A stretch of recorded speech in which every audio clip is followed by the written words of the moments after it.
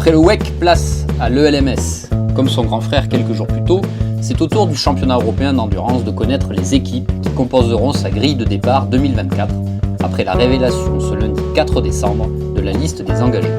D'un côté, les heureux élus qui ont vu leur dossier retenu, et de l'autre, ceux qui n'auront pas de voiture engagée, tant en LMP2 qu'en LMP3 ou en LMGT3. Cette dernière catégorie est, par ailleurs, la grande nouveauté de la saison, elle qui vient remplacer, comme en WEC, le GTE. Analyse de cette liste des engagés 2024 dans ce nouveau numéro, le 3e, de Track Limit, le podcast d'Endurance Info. Laurent, Thibaut, on est réunis ce lundi pour une nouvelle liste d'engagés 2024. On a eu la liste des engagés du championnat du monde d'endurance il n'y a pas si longtemps, et cette fois c'est l'European Le Mans Series qui a dévoilé sa liste des engagés avec une belle liste, 43 voitures au total et quelques suppléants. On va détailler tout ça. Donc c'était l'info majeure de cette journée. Vous avez déjà pu le voir sur le site internet d'Endurance Info si vous êtes fidèle à notre site internet et à ce nouveau podcast Track Limit by Endurance Info qu'on vous propose le plus régulièrement possible et que vous pouvez retrouver sur toutes les plateformes désormais, que ce soit Spotify, Apple Podcast et autres Deezer. Thibaut, Laurent, on va faire déjà un petit peu une comparaison entre la liste de cette année et la liste donc à venir qu'on nous a présentée aujourd'hui. Qu'est-ce qu'on peut dire au global entre la liste qu'on avait, enfin les engagés de cette année 2023 et la liste d'engagés qu'on a découvert ce lundi. Laurent, je te laisse commencer un peu cette analyse. Bonjour messieurs, que c'est un record.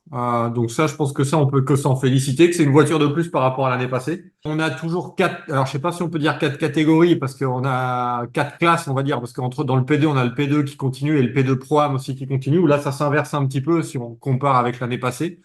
Parce que l'année passée, on avait 7 voitures dans ce qu'on pourrait appeler le LMP2 Pro, alors que cette année, on en a 14, hein. Donc on est passé du simple au double. Et ça s'inverse un petit peu en LMP2 Pro Am, où on en avait 11 l'année passée, pour 8 cette année. Bon, le LMP3, de toute façon, ça se maintient un petit peu. Là, on a 10 voitures. On est à peu près dans la mouvance de ce qu'on avait l'année passée. Et là, l'autre nouveauté, c'est le GTE qui disparaît au profit du GT3, où on en avait, je crois, 12 l'année passée, et on passe à 11 cette année. Bon, pas de diversité en LMP2, hein, toujours des Eureka 07. Peu de diversité en LMP3. On a 2 Duquesne contre 8 Ligier. Et on a un peu de diversité en GT3, mais on a quand même une dominante Ferrari avec 6 voitures.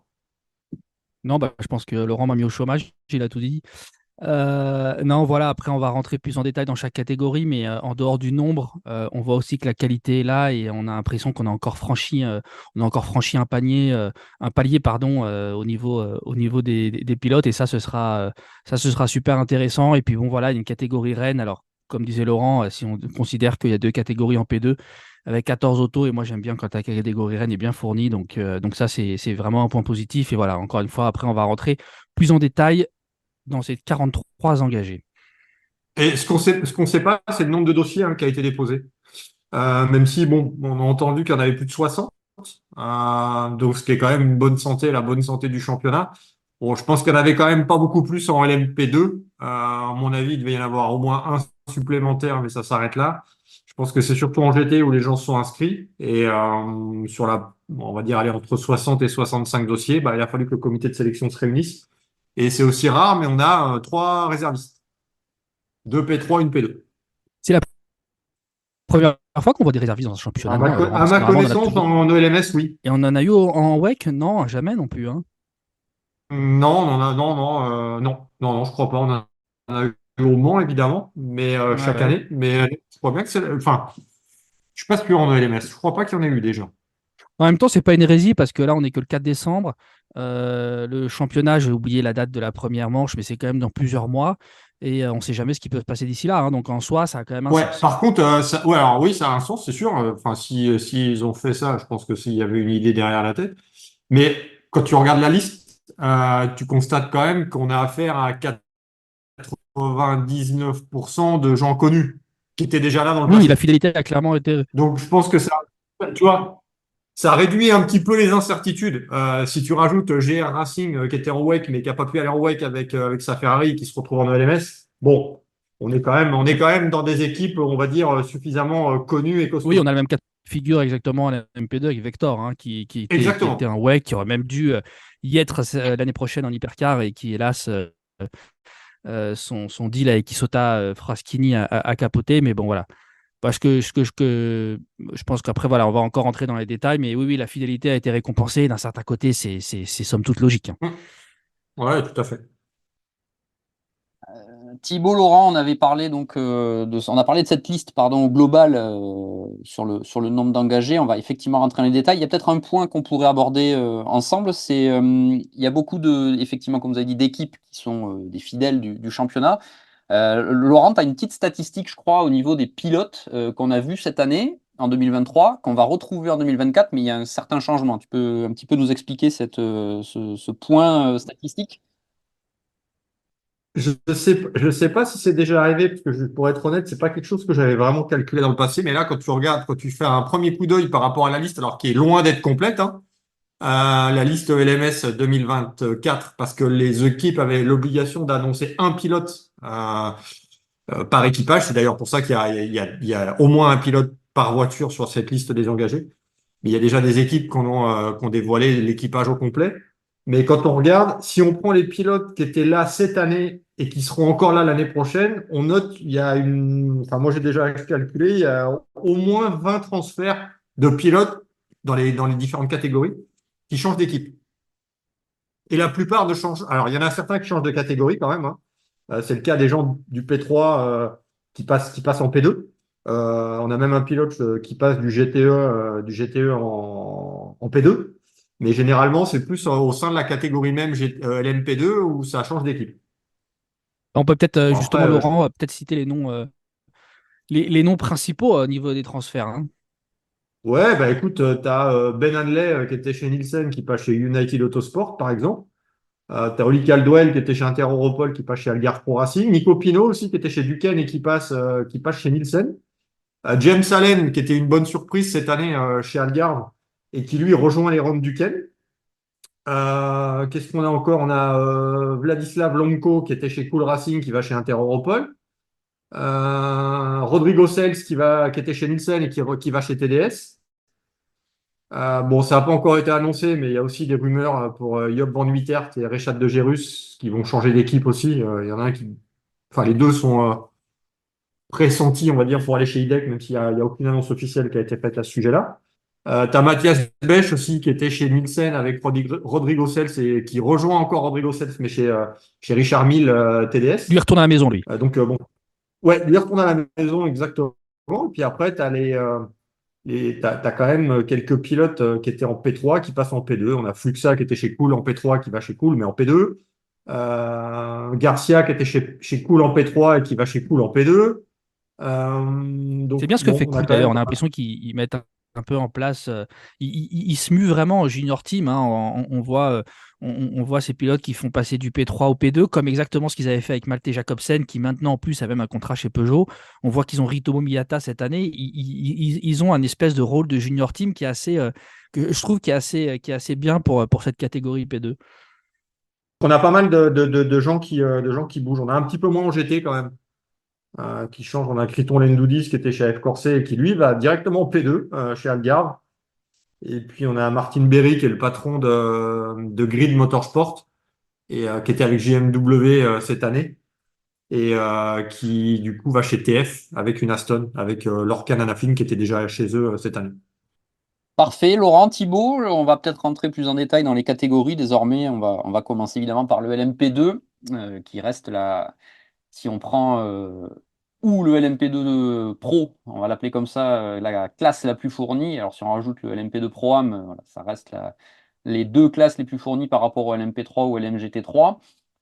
Peu de surprises, on va dire, sur ce que nous, on avait déjà pu annoncer un petit peu en avance par rapport aux informations qu'Endurance Info avait. Pour vous, quelle est l'information majeure de cette liste des engagés 2024 pour le LMP2 Pro? On va commencer par là. Thibaut, je te laisse commencer. Bah déjà, On va voir. On avait annoncé que Hard Grand Prix travaillait sur un engagement à l'MP2 en ELMS. Ils l'ont fait, mais ils n'ont pas déposé de dossier, hein. Finalement, ils ne sont pas allés au bout. Il faut dire que voilà, les Oreca 07 n'ont plus que 2 années de vie devant elles et voilà, finalement, le deal ne s'est pas fait, donc n'y voyez aucun scandale. L'absence de Hard Grand Prix se justifie tout simplement par le fait qu'il n'ait pas déposé de dossier. Et après, par contre, il y a une autre équipe issue de la monoplace qui voulait venir en ELMS, comme on vous l'avait mentionné, c'est Race, et qui pour le coup n'a pas été retenue, a déposé un dossier, mais n'a pas été retenue. Après, au niveau des surprises, Laurent, tu m'arrêtes, il y en a pas énormément.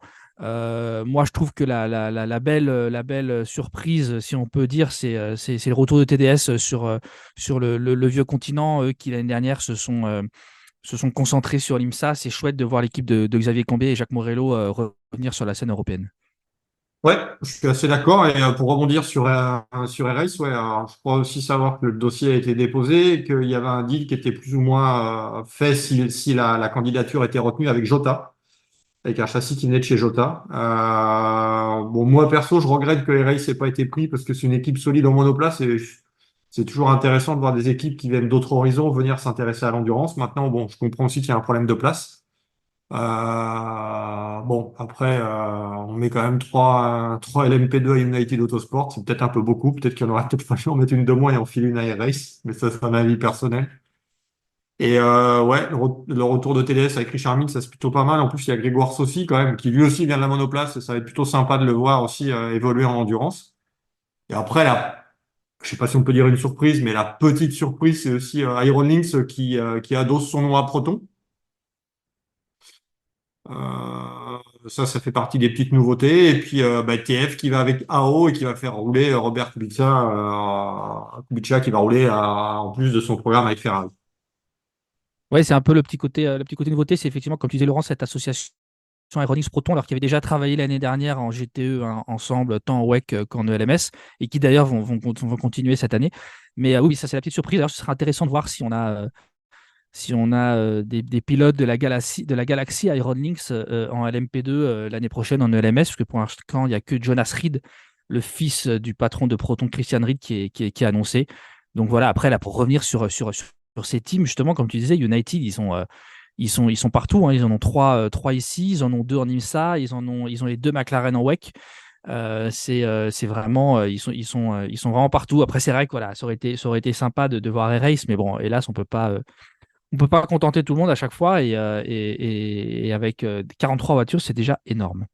Si on regarde toutes les équipes, on a quand même pas mal de fidèles avec Algar, avec Nielsen, avec Hidek, avec Duquesne, avec Cool, avec Interopol, Panis, Team Virage aussi qui continue, DKR qui continue, F Corset qui continue avec un sacré trio avec François Perraudot, Mathieu Vaxivière, Alessio Rovera pour un engagement en Pro-Am.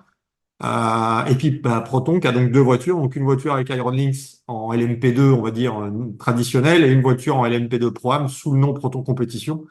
Et Thibaut, dis-moi si je me trompe, mais je crois que ces châssis viennent de chez Prema, non? Chez Proton, oui, oui, les châssis ont été achetés après ma. Ouais, voilà.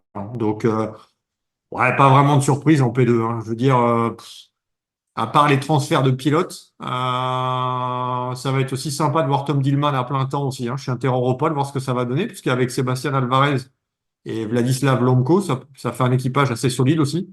Et puis Clément Novalak sur l'autre voiture aussi. Ça va être intéressant aussi. C'est toujours intéressant de voir des pilotes de monoplace aussi arriver en endurance. Oui, c'est certain, c'est ce qu'on dit tout à l'heure au niveau du marché des transferts des pilotes, ça a été plutôt animé et ça, c'est chouette. Et là, quand on voit des Robert Kubica, des Bananier, des Albuquerque, euh, des Lynn, des Stevens, et comme tu disais, là, les Tom Dillman, on a Rito Momiata, hein, forcément, qui est réserviste du Toyota Gazoo Racing et qui va en plus parallèlement disputer la F2 avec Carlin, qui sera vraiment à surveiller aux côtés de Matteo Jacobsen. Il y a un gros, gros, gros niveau du côté pilote. Et ce sera vachement, vachement intéressant. Il y a le retour de Richard Bradley, hein, chez Algarve. Il était un peu nulle part l'année dernière, on l'avait plus vu. Et donc il y a un très très gros niveau et ça va être top, même s'il y a encore pas mal de cases à remplir. Ouais, c'est ça aussi la question, c'est qu'il y a encore pas mal de, comme tu dis, il y a quand même pas mal de cases à remplir. On a aussi Oliver Jarvis quand même qui est en pro-am hein, avec Andy Merrick et Daniel Schneider. Donc bon, ça aussi, ça, parce que United a deux voitures en pro, enfin deux voitures, on va dire en LMP2 et une voiture en LMP2 pro-am. Je rajoute donc, Laurent, Thibaut, une petite info bien sûr vous l'avez déjà vu, mais Grégoire aussi, effectivement, on en parlait, aura un programme chargé l'an prochain, puisque en plus de l'ELMS, il ne faut pas oublier qu'il est dans le giron United, mais pour le WEC en LMGT3. Donc ça va être bien de le voir aussi évoluer sur ces deux tableaux. Mais on a pas mal de pilotes, hein, qui sont sur des doubles programmes, hein. On en a pas mal, hein. Ouais, ouais, bah ouais, pas mal de pilotes, pas mal d'équipes aussi hein, qui font des doubles programmes entre celles qui font le LMS et le WEC, celles qui font le LMS en P2, le LMS en P3, celles qui vont faire le LMS plus là le Cup. C'est sûr qu'on est plutôt pas mal fourni en termes de programmes à tête multiple.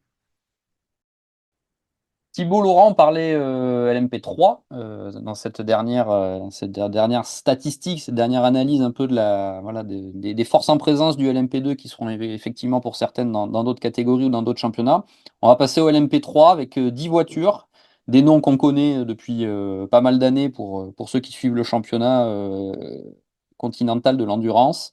Quelle est l'analyse? Qu'est-ce que vous voulez mettre en avant sur cette liste de 10 voitures? Encore une fois, on a des noms connus, on a des pilotes connus. Le LMP3, on sait également que voilà, ça, on ne sait pas où ça peut aller pour l'avenir. Comment vous voyez les choses pour 2024?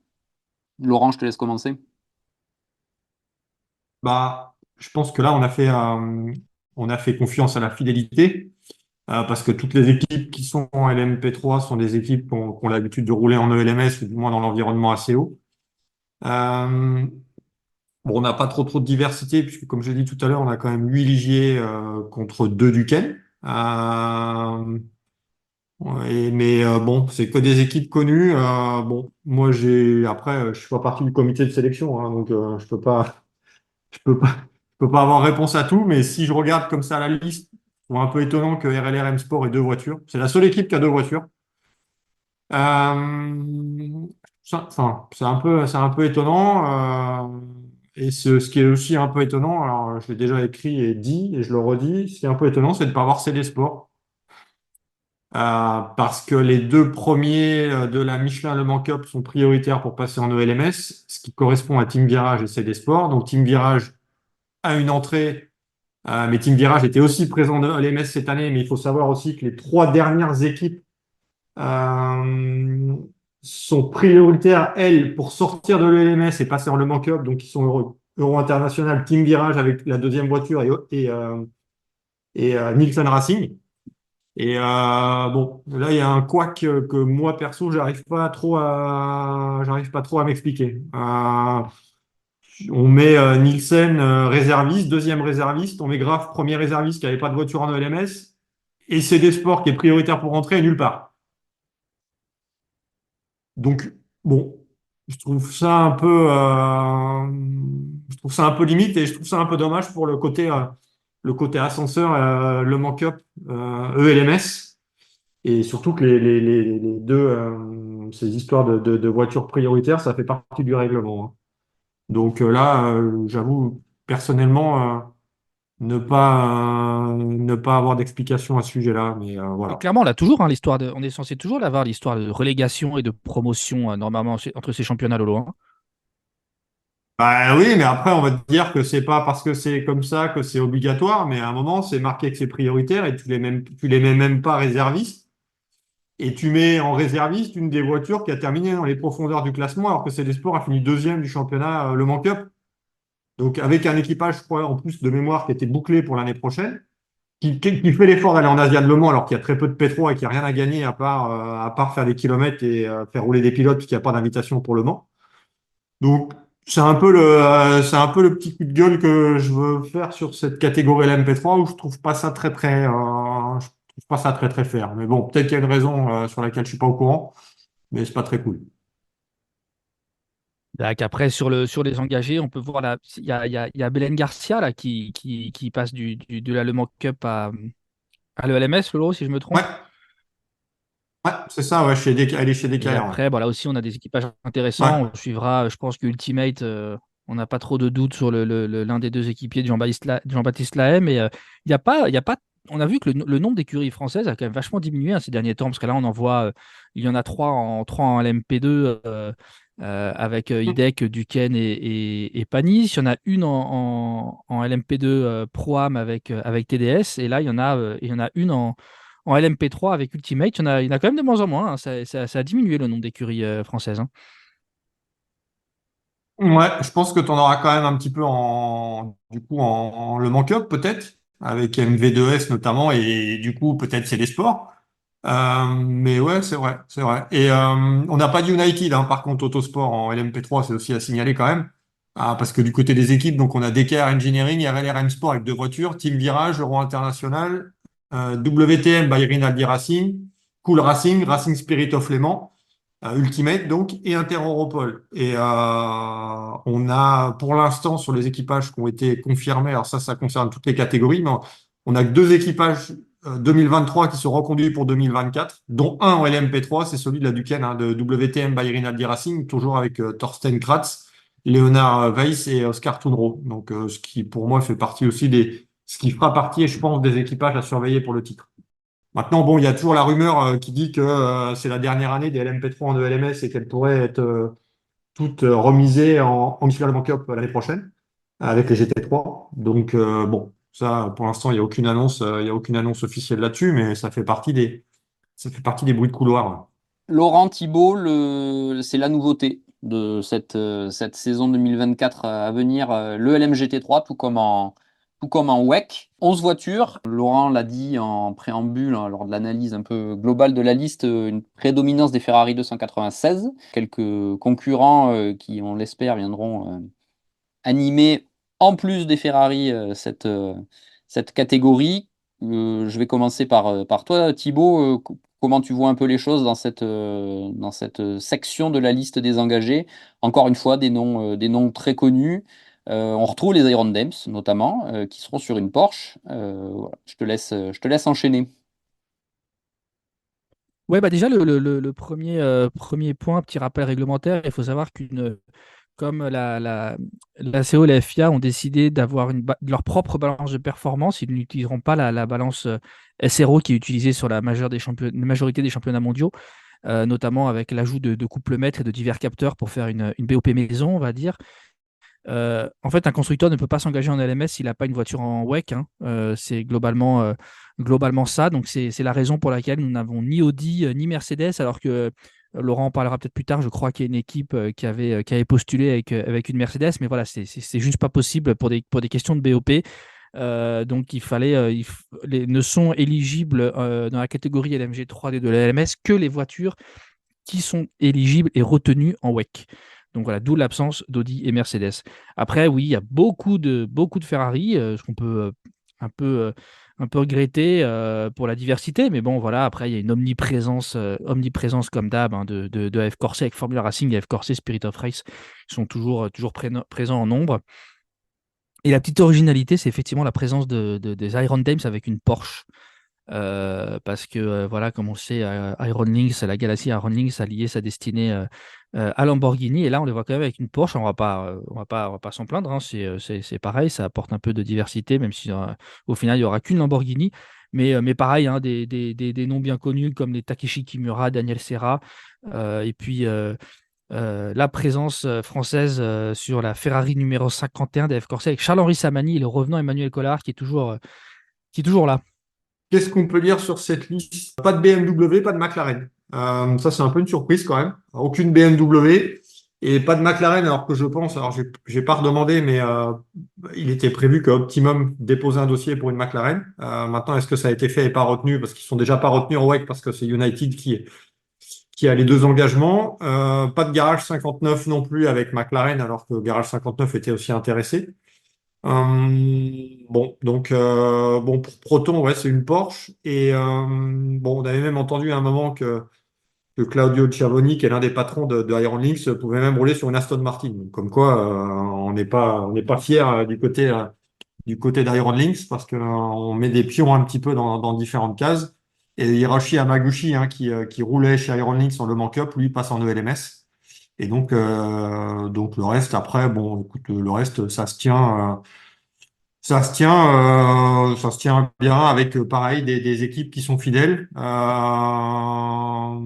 et puis des noms de voitures qui diffèrent. Alors ça, c'est un peu le truc que moi perso j'ai un peu de mal à comprendre, mais Maintenant, on doit dire Ferrari 296 LM GT3, Aston Martin Vantage AMR LM GT3, Porsche 911 LM GT3R et Lamborghini Huracan LM GT3 Evo 2. Alors tout ça parce que, comme disait Thibaut, il y a une homologation avec des capteurs et des couplemètres au niveau des arbres à cam pour faire la BOP. Bon, maintenant, dans une discipline qui est déjà suffisamment compliquée à comprendre, je trouve qu'on rajoute encore de la complexité et je suis pas sûr que ce soit nécessaire, à part quand il va falloir vendre la voiture, parce que la voiture aura peut-être participé au 24 heures du Mans, ça va lui donner un peu de valeur. Mais perso, bon, je trouve ça totalement inutile et voilà. C'était pas le cas sur la liste WEC, Laurent, non, si je ne Non, sur la m'abuse. liste WEC, c'est pas le cas, non, c'est pas le cas. Donc bon, évidemment, en disant ça. Ouais, c'est vrai que c'est un peu complexe. En plus de l'extérieur, les voitures seront strictement similaires à celles des séries SRO. Et en fait, c'est juste une histoire de couplemètre et de ce genre de petits détails qui sont totalement invisibles, bien évidemment, à l'œil nu, qui font que ça devient des LMGT3 avec une BOP propre. Donc c'est sûr que c'est pour le grand public, c'est euh, Est-ce que ça c'est valait le exactement coup? la même voiture. Enfin, est-ce que ça valait le coup? Alors évidemment, en disant ça, je vais pas me faire que des copains, mais bon, après, si les autres médias faisaient leur boulot plutôt que de reprendre des communiqués de presse, on n'en serait peut-être pas là. Ça, c'est un autre débat. Euh, Ça, c'est dit. voilà. Enfin, je pense que ça nécessitait pas un changement de nom. Surtout, comme tu le dis, c'est pas quelque chose de vraiment visible. Donc, à part je te dis, moi, pour moi, à part pour la revente de la voiture, hein, sortie de là, et puis pour dire que c'est une voiture qui fait l'ACO, alors on s'était renseigné pour savoir si une voiture justement qui roulait en ACO un week-end pouvait rouler en SRO le week-end d'après, alors qu'elle n'est pas équipée de ses couplemètres et de ses capteurs. Donc, dans les faits, oui.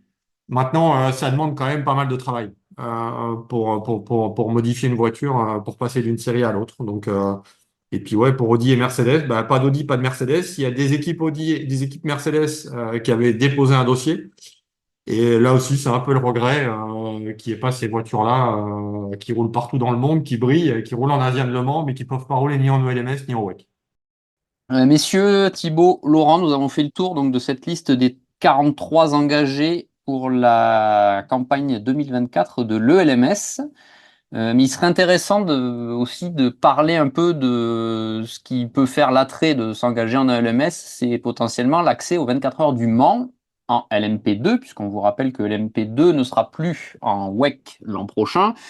Donc pour rentrer aux 24 heures du Mans, la présence en ELMS est évidemment fortement conseillée.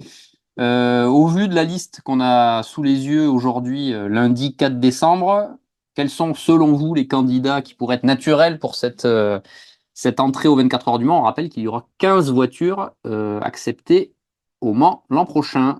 Laurent, je te laisse commencer, voir quel est un peu ton point de vue sur cette question épineuse. Je peux déjà t'en donner 5 sur 6 déjà avec les invités. Et là, je pense que j'ai pas trop me mouiller. Parce que tu as déjà Algarve qu'on a une avec le titre LMS. Tu as United qu'on a une avec la deuxième place de l'ELMS. Il y a F Corset qu'on a une avec le titre en LMP2 Pro en ELMS. Cool Racing qu'on a une avec le titre LMP3, donc il y a une invitation pour le LMP2. Il y a CrowdStrike APR, donc Algarve aussi, avec l'invitation IMSA. Et la dernière invitation va concerner l'Asian Le Mans Series. Donc ça, on le saura en mois de février après à la fin de la saison. Donc ça fait déjà 6. Et quand tu vois la liste, enfin, on a quand même 22 voitures là en ELMS. Donc ça risque d'être compliqué. Donc je pense que Parce que rappelons Laurent, je te coupe, mais que si j'ai bien compris, dans les 15 LMP2 présentes aux 24 heures du Mans, ça comprend les oui, oui, invités. oui, Hein. c'est pas 15 plus 6. C'est pas en plus. Hein. Ouais, c'est Voilà. ça. Mais donc, enfin, je sais pas, mais je pense que les Duquesne, IDEC, Panis, Interopol, Proton, DKR, TDS et Nielsen sur la liste, je pense que enfin, ça doit passer parce que ça fait partie des équipes qui sont fidèles. Je pense que Vector, ça doit aussi passer. Et quand tu as fait ça, il reste plus beaucoup de place, hein. Ouais, et puis encore, il faut que ça veut dire qu'il faut qu'Algarve n'en gagne pas une troisième en gagnant l'Asian Le Mans Series. Oui, Hein. parce que si Algarve gagne une troisième, ils ont le droit, enfin, ça pourrait faire, parce qu'en plus, attention. Ça serait 2 invitations sous le nom Algarve. Enfin, non, parce que ça peut être 2 invitations sous le nom Court Strike. Et je pense que ce sera ça d'ailleurs, parce que la voiture d'Algarve, elle est un petit peu plus loin pour l'instant, même si c'est que le début du championnat. Donc, Court Strike by APR pour avoir 2 invitations et Algarve Pro en avoir une. Ouais, le comité de sélection va avoir, c'est sûr, une tâche bien, bien compliquée pour le moment. Mais bon, il y a pas que là que la tâche va être compliquée. Mais là, juste sélectionner 15 P2, ça va être coton. Et je pense que voilà, je sais que Laurent s'était un peu amusé à faire cette petite liste. Et oui, je te On est suis à 15, hein, sur les noms que tu Thibaut? as avancés. Ça Ouais, semble c'est logique. bon. Ouais, ouais, il y en a 15, ça semble totalement logique. Donc, il faut pas s'attendre à. Il n'y aura pas beaucoup, hormis Algarve Pro. Et hormis si une équipe qui a déjà une invitation Hum. remporte l'Asian Diamond Series, je pense notamment à F Corset également, je vois mal une équipe avoir 2 voitures sélectionnées Non, dans la ouais, salle. pareil. Je pense qu'à part Pro Algarve, c'est la seule équipe qui est susceptible. Bon, on va voir ce que va donner le titre aussi en Asian Le Mans Series, mais ouais, je pense que ce sera une voiture par team du coup, et pas plus. Et après en GT, si tu veux, parce qu'il y a aussi les équipes GT3 à prendre en compte par rapport aux équipes qui font le WEC. Bon là après il faudra en rajouter quelques-unes, mais bon on va se pencher incessamment sous peu sur une possible liste des 62. Mais là aussi ça va pas être simple parce qu'il va pas falloir en rajouter beaucoup, hein. Attention à ne pas oublier l'invitation du champion en GTE, donc qui récupère une invitation en LMGT3. Donc et là, ce sera Proton Compétition.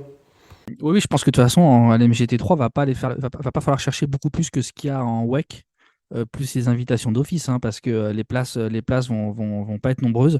Euh, Allez, peut-être un ou deux en plus, et encore, j'ai des doutes. Donc comme ça, si je vois la liste, le problème c'est que si on part là-dessus, on va laisser un GR Racing sur le carreau ou un Kessel ou un JMW. Là aussi, ça va être un peu dur. Mais bon, il n'y a pas le choix, hein. C'est comme ça. La sélection va encore être drastique et va y avoir encore des déçus. On va dire que c'est signe de la bonne santé du championnat, hélas, de la Ouais, discipline, pardon. c'est un problème de riche. C'est ça. Voilà. Donc Mais on peut pas non plus c'est se un plaindre. problème. Non, non, non, là-dessus, il faut donner un crédit quand même aux organisateurs. Je veux dire, on a des grilles qui sont pleines et on peut que s'en réjouir. Et non seulement les grilles sont pleines, mais contrairement quand même, il y a quand même, bon, maintenant pas mal d'années, mais le niveau des différentes équipes est là en plus, hein. Tout est mis en place pour faire les choses bien. On n'a pas vraiment d'équipes qui sont totalement garées à la traîne, ne serait-ce qu'en termes de présentation. Quand tu vois, on était ensemble à Portimao en ELMS, quand tu marches dans le paddock, franchement, c'est high level, quoi. Enfin, c'est la même chose que le WEC, c'est la même chose que le GT World Challenge Europe. Quand tu passes dans les allées des paddocks, des championnats internationaux, ça claque quand même. Oui, bah, c'est sûr avec 37 concurrents engagés à l'année en WEC, auxquels il faut rajouter les 15 LMP2, donc ça nous amène à 52 concurrents, plus les 5 derniers invités, si je compte bien, GT Hypercar. On se retrouve avec 57 concurrents en fait, qu'on connaît déjà ou presque en attendant l'identité des champions Asian No Series et des invités et des sélectionnés en P2. En fait, il reste plus que 5 places, hein. Donc, le nombre de GT3 invités en plus, il va pas être énorme, voire quasiment nul, puisque derrière, il faut compter la deuxième Lamborghini en hypercar. Je pense que je serais étonné que la CO ne convie pas la Cadillac de Sébastien Bourdet. Proton va faire une deuxième demande pour une 963 et l'usine Porsche va faire aussi une demande pour une troisième 963. Donc, les places en GT3, hormis les invités d'office et les concurrents du WEC, j'en vois une, voire deux, mais vraiment pas plus, hein. Hum. Ouais, je suis d'accord. Et c'est là où ça va être compliqué parce que quand tu regardes les équipes qui sont en ELMS, c'est quand même des équipes pour la plupart, qui sont fidèles à la catégorie et fidèles aux 24 heures du Mans, donc ça va pas être simple, hein. En fait, ça risque de se jouer entre Kessel, Racing Spirit of Le Mans, GR Racing Racing Spirit of Le Mans, je et pense que c'est mieux. JMW. Et JMW. Thibaut, Laurent, voilà, on vient de faire le tour de cette liste des engagés de l'European Le Mans Series 2024. On va vous rappeler rapidement le calendrier de la saison. le prologue qui sera disputé à Barcelone les 8 et 9 avril 2024. Ils seront suivis dans la quasi-foulée de la première manche, toujours à Barcelone, le 14 avril. Nous aurons ensuite le Castellet le 5 mai, Imola le 7 juillet, et Spa-Francorchamps le 25 août, Mugello, la grande nouveauté, le 29 septembre, et la conclusion qu'on peut appeler traditionnelle de Portimao le 19 octobre. Voilà, 6 manches donc pour les 43 voitures que nous venons d'énumérer et dont nous venons de faire l'analyse de la liste des engagés. Thibault Laurent, si vous avez un dernier mot de conclusion pour cette liste, n'hésitez pas, c'est le moment. Je crois qu'il y a des circuits, alors pas beaucoup, mais il doit y avoir un ou deux circuits où je suis pas persuadé qu'il y ait de la place pour 43 voitures. Donc il y a peut-être, il va falloir regarder de plus près, mais peut-être des circuits où il va falloir qu'il y ait des teams qui partagent, enfin, où ça va être compliqué en termes de place dans les stands. Oui, bah déjà On va Imola, hein, peut-être puisque mettre deux c'est pour voitures ça par le que stand. déjà Imola, ça c'est certain. Après, voilà, il y a les contraintes sont moins dures qu'en WEC. Hein. C'est pas un championnat du monde FIA. Il est hors de question de mettre deux hypercars dans le même stand. Et voilà, au final, il y a certainement des concurrents qui devront mettre plusieurs voitures par stand. Mais bon, c'est pas. Jusque-là, ça a déjà été le cas. Ça n'a pas suscité de polémique. Je vois pas pourquoi ça en susciterait cette année. Pas mieux. Voilà, c'était un peu la conclusion donc, de cette analyse de la liste des engagés de l'ELMS 2024. On vous remercie pour l'écoute, puisque vous êtes assez nombreux à avoir écouté nos 2 premiers épisodes de nos podcasts. On vous le rappelle, le premier était sur la liste des engagés du WEC et le deuxième, on vous a remis l'interview et le retour sur les 24 heures de Spa 2003 à l'occasion des 20 ans de la victoire de Stéphane Ortelli, Romain Dumas et Marc Lieb. On a longuement échangé avec Stéphane Ortelli. On vous encourage à aller l'écouter. Lui qui replonge un peu dans ses souvenirs et dans cette édition qui est devenue un petit peu mythique. Thibault Laurent, merci pour ces analyses sur cette liste des engagés de l'ELMS 2024. On se donne rendez-vous pour un prochain épisode dans les prochains jours et les prochaines semaines. Et n'hésitez pas à vous abonner à nos podcasts. Merci Thibault, merci Laurent. Merci à tous. Merci. Merci à vous.